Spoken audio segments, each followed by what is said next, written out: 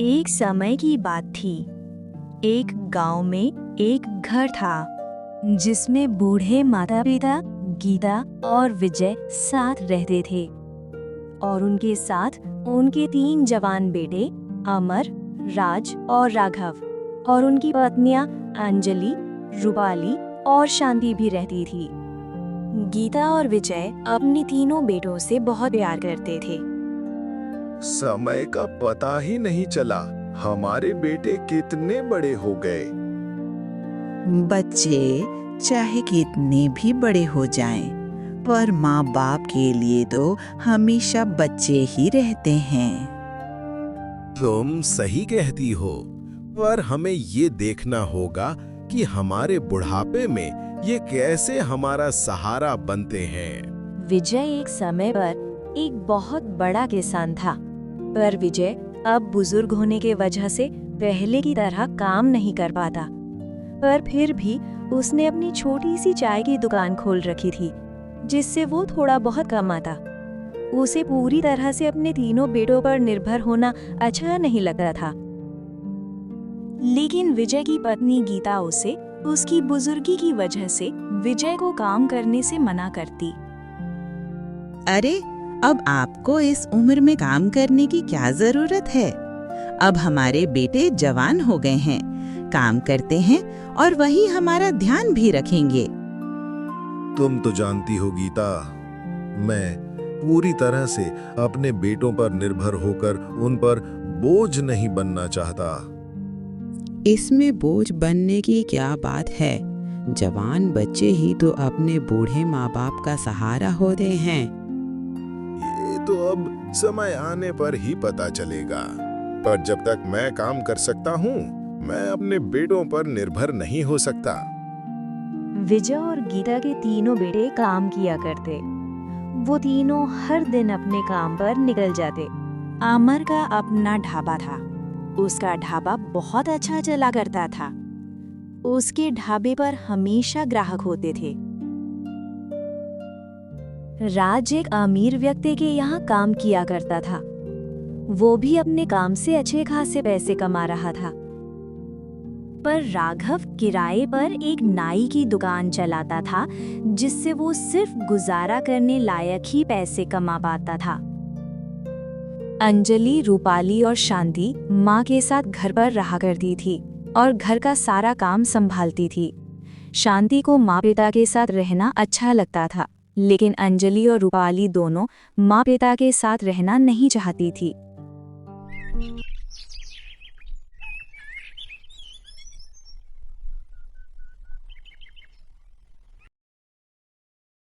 जब भी अमर काम से घर आता तो उसकी पत्नी अंजलि अमर से कहती, हमें अब अलग घर ले लेना चाहिए। मैं तुम्हारे माता पिता और पूरे परिवार का काम नहीं कर सकती। पर हम माता पिता को इतने बुढ़ापे में ऐसे अकेले नहीं छोड़ सकते। कहाँ अकेले? आपके छोटे भाई राज और राघव हैं और उनकी पत्नियां भी तो हैं माता पिता के साथ। पर तुम्हें लगता है हमारा ऐसे अलग रहना ठीक होगा? पिताजी को ये बात अच्छी नहीं लगेगी। अरे, इसमें गलत क्या है? वैसे भी एक घर में इतने लोग हैं और पिताजी कौन सा हम पर पूरी तरह निर्भर हैं। वो अपनी चाय की दुकान से अपने गुजारे लायक कमा लेते हैं। दूसरी तरफ रूपाली का भी कुछ ऐसे ही हाल था। वो भी विजय और गीता से अलग रहना चाहती थी। राज, तुम अच्छे खासे कमा लेते हो। मुझे लगता है हमें अपना अलग घर में रहना चाहिए। माँ और पिता के साथ और लोग हैं ना? मेरी बात मानो, मेरे पिताजी के पास एक काफी बड़ा घर है जो वो मुझे देना चाहते हैं। हम वहीं चलकर रहते हैं। लेकिन माता पिता हम पर बिल्कुल निर्भर तो नहीं है, तो हमें अभी अलग रहने की क्या जरूरत है? और वैसे भी पिताजी हमें अलग रहने नहीं देंगे। रूपाली राज से गुस्से में कहती है, ठीक है, जैसा आपको सही लगे। पता नहीं आप अपने पिता से इतना क्यों डरते हैं? वहीं शांति और राघव स्वभाव के थोड़े से अलग थे। उन्हें विजय और गीता के साथ रहने में कोई परेशानी नहीं थी। माताजी और पिताजी काफी बुजुर्ग हो चुके हैं। हमें उनका और ज्यादा ख्याल रखना चाहिए। हाँ शांति, तुम सही कहती हो, पर मेरा काम अगर सही चले तो मैं अपने माता पिता की हर चीज का ध्यान रखूं, सारी जरूरतें पूरी करूं। माना पिताजी हम पर निर्भर नहीं होना चाहते, लेकिन पिताजी भी कब तक काम करेंगे? तो आप भी अपने भाई अमर की तरह कोई ढाबा खोल लीजिए या फिर राज की तरह कोई अच्छी सी नौकरी ढूंढ लीजिए। अरे भाग्यवान, अमर भैया को ढाबा उनकी बीवी अंजलि के पिताजी से मिला है, और राज भैया भी जिस व्यक्ति के यहाँ काम करते हैं वो उनकी पत्नी रूपाली के ही रिश्तेदार हैं। ये सब उन्हें उनके भाग्य से मिला है। सही कह रहे हो, पर क्यों ना आप अपने भाई अमर के साथ ही उनके ढाबे पर काम कर लो, या फिर राज भैया से बोलकर अपने लिए उनके जैसे ही कोई नौकरी ढूंढ लो। सही कहती हो तुम। मैं अमर भैया और राज भैया से इस बारे में बात करूंगा। और फिर अगले दिन जैसे ही सुबह होती है, हर दिन की तरह तीनों भाई अपने अपने काम की ओर निकल जाते।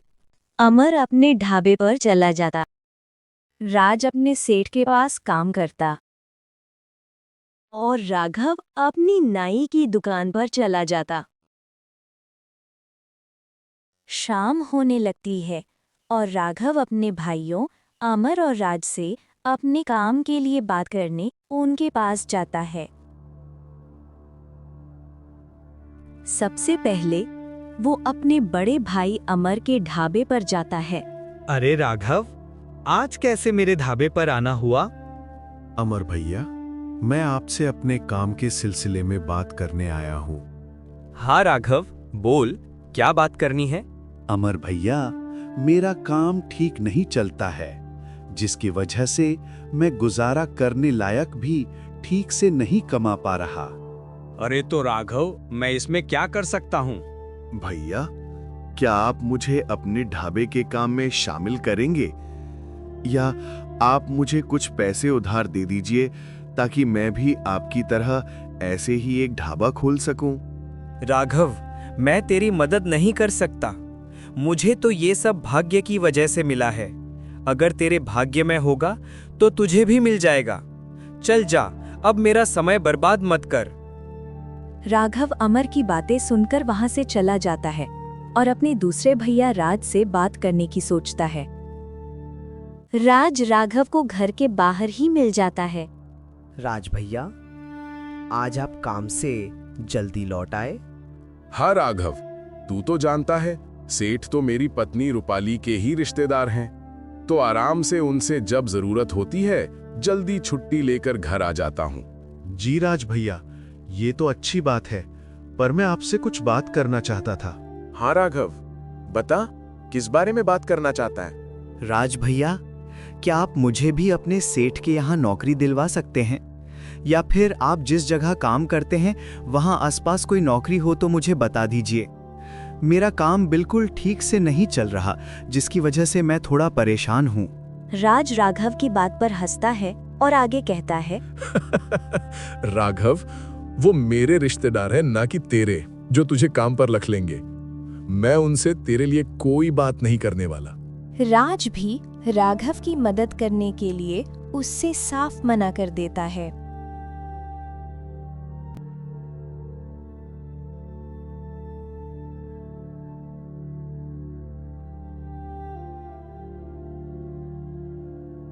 राघव उदास हो जाता और अपने कमरे में चला जाता है। उसकी पत्नी शांति उसको परेशान देखकर उसे पूछती है, क्या हुआ है आपको? आप इतने उदास क्यों लग रहे हैं? कुछ बात हुई है क्या? आज मैं अपने भाइयों अमर और राज के पास अपने काम के लिए बात करने गया था। तो क्या बात हुई जो आप इतने परेशान लग रहे हैं? मैंने उनसे अपने काम के लिए मदद मांगी, पर उन्होंने कहा कि वो मेरी मदद नहीं कर सकते। कोई बात नहीं, आप परेशान मत हो, ईश्वर सब ठीक कर देंगे। भाग्य सबका बदलता है, आपका भी बदलेगा। अभी जैसा चल रहा है चलने दो, आप हर दिन की तरह अपने ही काम पर जाते रहो।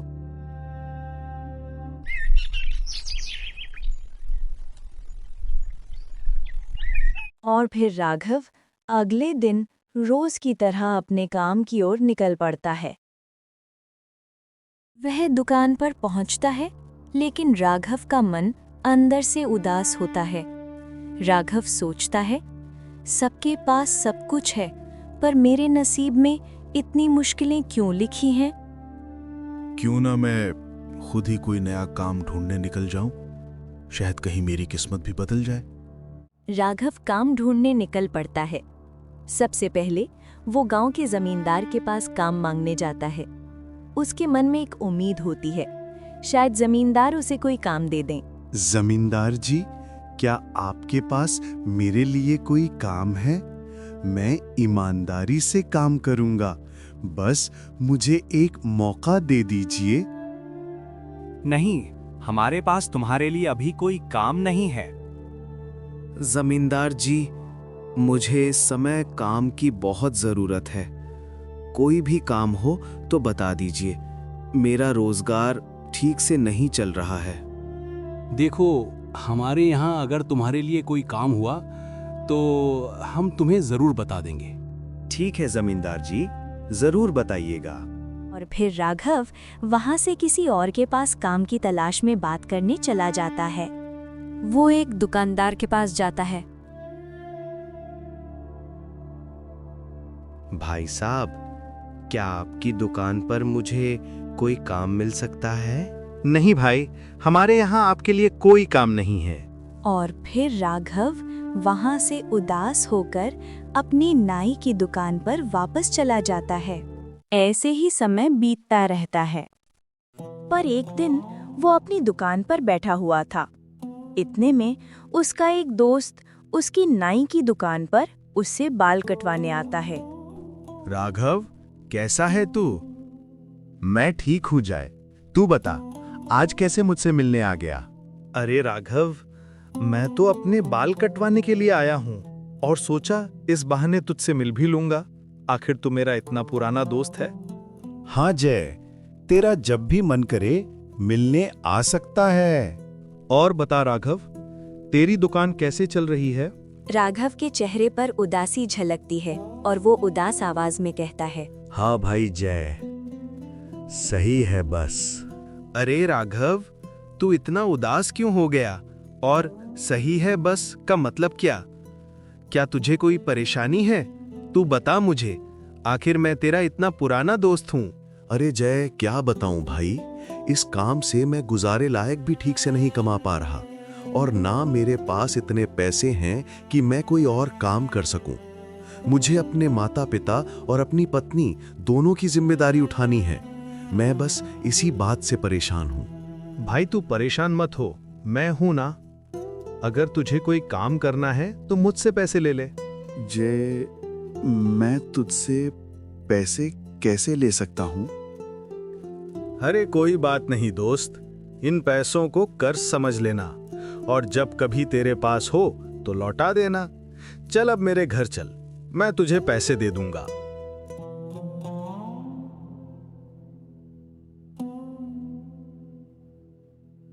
फिर जय राघव को अपने साथ अपने घर लेकर जाता है।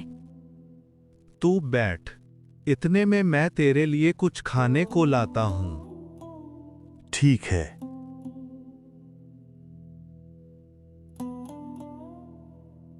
जय खाना लेकर आता है और दोनों साथ बैठकर खाना खाते हैं।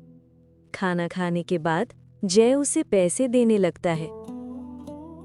ले राघव पैसे, और जब कभी तेरे पास हो तो लौटा देना और ऐसे परेशान मत रहा कर। तेरा बहुत बहुत धन्यवाद जय, मैं तेरा ये एहसान कभी नहीं भूलूंगा। राघव, धन्यवाद की क्या जरूरत है? मैं तेरा दोस्त हूं। अगर तेरी परेशानी में मैं काम नहीं आऊंगा तो कौन आएगा? अगर तुझे फिर कभी भी कोई परेशानी हो या कोई मदद चाहिए हो तो मुझसे पूछ सकता है। अच्छा जय, अब मैं चलता हूं। मुझे रात होने से पहले अपने घर लौटना होगा। शांति भी मेरा इंतजार कर रही होगी। और राघव फिर जय के घर से सीधा अपने घर की ओर निकल पड़ता है। राघव घर पहुंचता है और शांति को सब कुछ बताने लगता है। देखो, मुझे मेरे पुराने दोस्त जय ने कितने पैसे उधार दिए। अब मैं इन पैसों से कोई दूसरा काम शुरू करूंगा।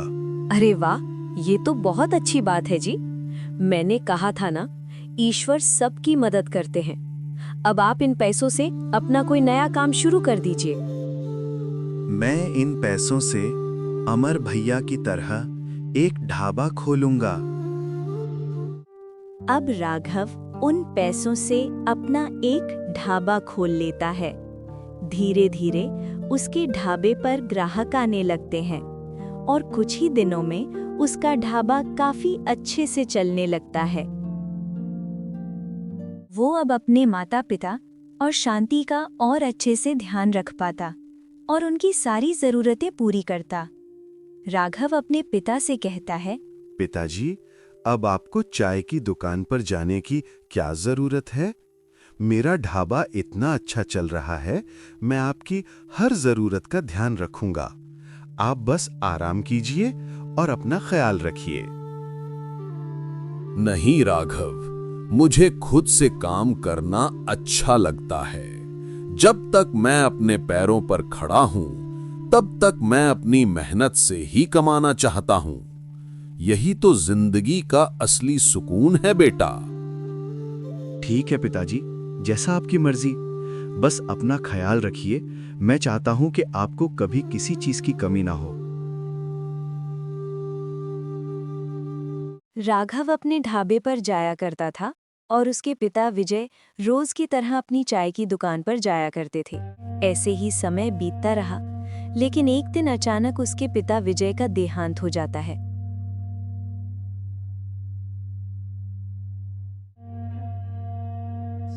बेटा, तुम लोगों के पिताजी तो हमें छोड़कर चले गए। उन्होंने हमेशा तुम सब के लिए मेहनत की और आज वो हम सबको अकेला छोड़ गए हैं। माँ, आप चिंता मत कीजिए, हम सब आपके साथ हैं। हम आपका हर तरह से ध्यान रखेंगे। आप अकेली नहीं हैं माँ। कुछ समय ऐसे ही बीता। विजय के जाने के बाद गीता अपने तीनों बेटों पर पूरी तरह निर्भर हो गई। अब वो उनके साथ एक ही घर में रहती थी, अपने पति के बिना जीवन जीने की कोशिश करती हुई, पर उन बेटों के सहारे जो उसके जीने का सहारा बन गए थे। पर एक दिन अमर की पत्नी अंजलि अमर से कहती है, अब हम इतने से घर में कब तक रहेंगे? हमें अलग घर में रहना चाहिए। अब तो पिताजी भी नहीं है, तो हमें कोई मना भी नहीं करेगा। और माँ के साथ आपके दोनों भाई राज और राघव हैं तो सही। आप अपने ढाबे के पास ही कोई घर ले लीजिए, इससे आपको भी काम करने में आसानी होगी। सही कहती हो अंजलि, मैं अपने ढाबे के पास ही एक अलग घर ले लूंगा। और तुम भी आखिर कब तक इतने बड़े परिवार का काम करती रहोगी? मैं आज ही इस बारे में घर पर बात करता हूँ। अमर अपने दोनों भाइयों राज और राघव और माँ से अलग घर लेने के बारे में बताता है। मैं यहाँ से जाना चाहता हूँ, मुझे अलग रहना है। मैं अपना एक अलग घर लेना चाहता हूँ। पर भैया, आपको अलग होने की क्या जरूरत है? हम सब माँ के साथ इसी घर में रहेंगे, माँ को भी अच्छा लगेगा। मैं अपने ढाबे के पास ही नया घर लेना चाहता हूँ, जिससे मुझे काम करने में आसानी होगी। और वैसे भी मैं माँ से मिलने आता रहूंगा। माँ यहाँ अकेली तो नहीं, तुम लोग भी तो यहीं हो माँ का ध्यान रखने के लिए। गीता अमर की ये बात सुनकर उदास हो जाती है, पर वो अमर से कुछ नहीं कहती, बस चुपचाप उसकी ओर देखती रहती है। ठीक है बेटा, जैसा तुम्हें ठीक लगे वैसा ही करो। इतने में अमर की बात सुनकर राज की पत्नी रूपाली राज को अपने साथ कमरे में लेकर जाती है और राज से कहती है, अमर भैया हम पर माँ की पूरी जिम्मेदारी छोड़कर जा रहे हैं। ऐसे में हमें भी दूसरे घर जाकर नया जीवन शुरू कर देना चाहिए। कब तक हम एक ही घर में सबके साथ रहेंगे? अरे, पर अमर भैया के पास तो कुछ कारण तो है यहाँ से जाने का। हम कैसे जाएंगे? और मैं अमर भैया की तरह नया घर नहीं ले सकता। मैंने आपको पहले भी बताया था, मेरे पिताजी के पास एक बड़ा घर है जो वो मुझे देना चाहते हैं। हम वहीं चलकर रहते हैं ना। माँ के पास तो राघव भी है, वो उनका अच्छा ध्यान रख लेगा। ठीक कहती हो। हम इतने से घर में कब तक रहेंगे? वहीं चलकर रहते हैं। और यहाँ राघव और उसकी पत्नी है जो माँ का ध्यान रखेंगे। मैं भी अमर भैया की तरह माँ से मिलने आता रहूंगा। मैं भी तो आपको यही समझाना चाहती थी। हम वहां आराम से रह सकते हैं। और फिर राज अपनी माँ के पास जाता है और माँ से अपने घर से जाने की बात करता है। वो एक बहाना बनाता है। माँ, मैं आपको बताना चाहता था कि मुझे भी मेरे सेठ ने अपने पास ही रहने के लिए घर दिया है, ताकि मैं भी आराम से समय पर काम कर सकूं। इसलिए मुझे भी जाना होगा।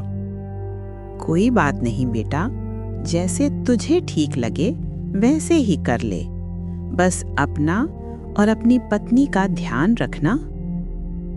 अच्छा माँ, अब हम चलते हैं। अपना ख्याल रखिएगा। और फिर अमर और राज दोनों अपनी पत्नियों के साथ घर से अपनी माँ को अलविदा कहकर चले जाते हैं। गीता को अपने दोनों बेटों के जाने का बहुत बुरा लगता है। वो राघव से दुख भरी आवाज में कहती है, राघव, तेरे दोनों भाई मुझे छोड़कर चले गए। अगर तू भी जाना चाहता है तो जा सकता है। अरे माँ, अगर मैं भी चला जाऊंगा तो आपके साथ कौन रहेगा? मुझे तो आपके साथ ही रहना है।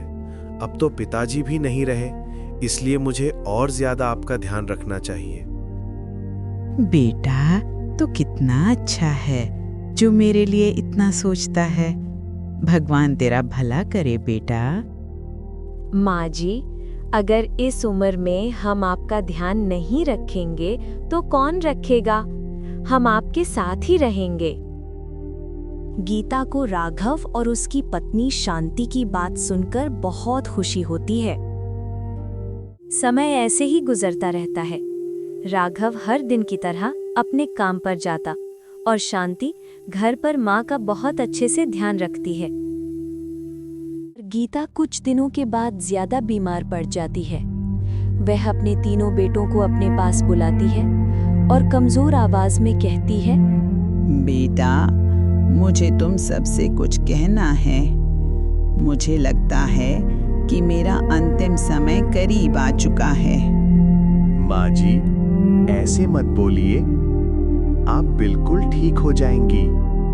राघव, हर इंसान को इस दुनिया से एक दिन जाना ही पड़ता है। ये ही जिंदगी की सच्चाई है। मुझे लगता है मेरा भी अंतिम समय आ गया है, पर इस दुनिया से जाने से पहले मैं तीनों को कुछ बताना चाहती हूँ। जी माँ, बताइए क्या बात है? तुम लोगों के पिताजी मुझे जाने से पहले अपनी सारी संपत्ति सौंप गए थे, जिसके बारे में तुम तीनों नहीं जानते। उन्होंने कहा था, जब तक हमारा अंतिम समय ना आ जाए तब तक इसका जिक्र मत करना। गीता, यह मेरी कुछ संपत्ति है और मैं चाहता हूं कि तुम इस बारे में तब तक किसी को कुछ न बताओ जब तक हमारा अंतिम समय नहीं आ जाता। पर ऐसा क्यों? हम उन्हें इस बारे में क्यों नहीं बता सकते? अभी अगर उन्हें बता दिया तो शायद वो अपनी जिम्मेदारी निभाने के बजाय सिर्फ दौलत के लिए हमारा ख्याल रखेंगे। मैं चाहता हूं कि वो दिल से समझें कि माँ बाप के साथ रहना सिर्फ फर्ज नहीं, एक प्यार का रिश्ता है। और जो बेटा दिल से हमारा अंतिम समय तक ख्याल रखेगा, वही इस संपत्ति का हकदार भी बनेगा। देखते हैं ये संपत्ति किसके भाग्य में लिखी है। आज मुझे लगता है कि मुझे अपना फैसला सुना देना चाहिए। बेटा, देखो, मुझे सब छोड़कर चले गए, लेकिन सिर्फ तू, राघव और तेरी पत्नी शांति ही थे जिन लोगों ने मेरा हर पल ख्याल रखा।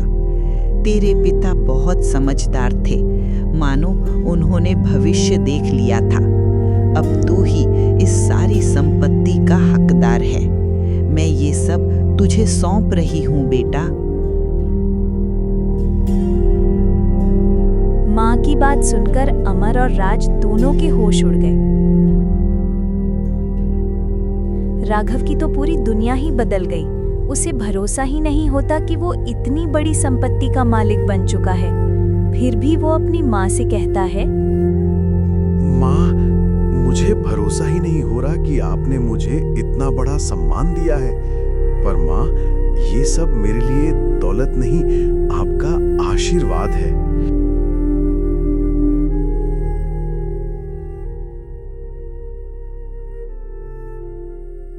और फिर गीता इस दुनिया को हमेशा हमेशा के लिए छोड़कर चली जाती है। उस दिन घर में सिर्फ सन्नाटा रह गया। राघव अपनी माँ के पैरों के पास बैठा चुपचाप आंसू बहाता रहा। अमर और राज का मानो जैसे सब कुछ लुट गया हो। उनके दिल में एक ही बात गूंज रही थी, जिंदगी में दौलत से नहीं, इंसानियत से भाग्य बदलता है। क्योंकि असली खेल भाग्य का नहीं, इंसान के कर्म का होता है।